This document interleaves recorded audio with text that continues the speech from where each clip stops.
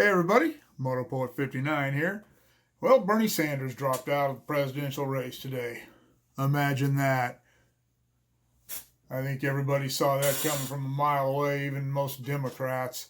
Nobody wants Bernie Sanders as president, except people who actually still believe that there are free things in the world. Nothing's free, and even the leftists know that. It wouldn't be smart for them to run a candidate who they know can't win. Joe Biden is the leftover, I guess. I'm sure that they know he can't win either, not against Trump.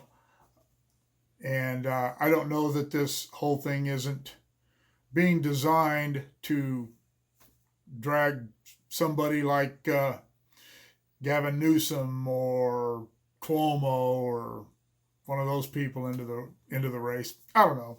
All I know is I'm glad Bernie's out, and there's absolutely no chance that he would have won, and now there's surely no chance that he can do anything except keep screwing up things in the Senate.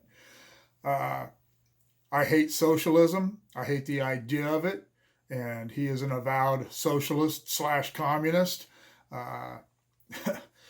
There are some minor differences between socialism and communism. Hitler hated the communists, and he was a socialist.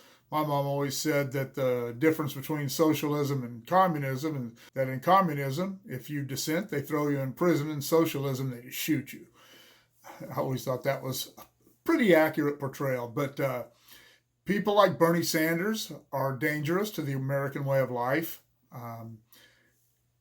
I can't believe that there are still people in the United States of America. I understand the young people who weren't around during the Cold War and Russia and all that, or even really during the Venezuelan issues with Hugo Chavez.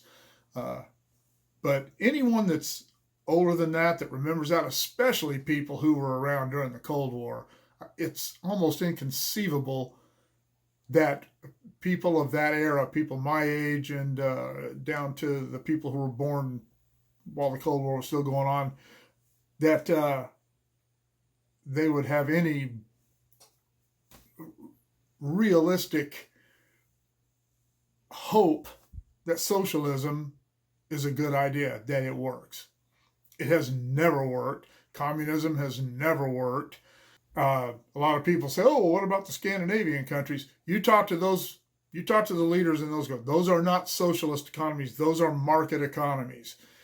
They are not socialists. They're not some soft brand of socialism. Canada's the same way. They have a lot of socialist ideas that are going on, like their healthcare system, which is a disaster. You have people flocking out of Canada into America to receive healthcare in America because their system up there is so broken. I'm not going to get into those details, but those are the ideals and concepts that Bernie Sanders embraced. And he made no bones about it. I mean, at least people like Barack Obama and Gavin Newsom, a lot of the higher politicians on the left, they try to cloak it in something else. That's what they want because they want more control and more power. But as I said, they try to cloak that as something warm and fuzzy. Bernie Sanders didn't do that. I got to admire him for sticking to his guns. He never backed down. He didn't care what people thought. He had a vision for America, and he was willing to stick to his guns all the way to try and make it happen. I disagree with him 100%. I don't just think he's dangerous. I think he's a nutcase, kind of. But hey, you got to admire the guy's tenacity and his loyalty to his cause. One of these days, I'm not going to see it in my lifetime. I know it, but my children probably won't either. But maybe my grandkids will actually see America become more of a socialist country, and that's sad. And the young kids today that are in their 20s, can't even remember what generation they call these generation lasters. I don't know. have a tendency to refer to them as millennials, but most of them really aren't. Most of them are a little young to even be millennials. But there are a lot of them. I see on Facebook. I have a daughter who's in that.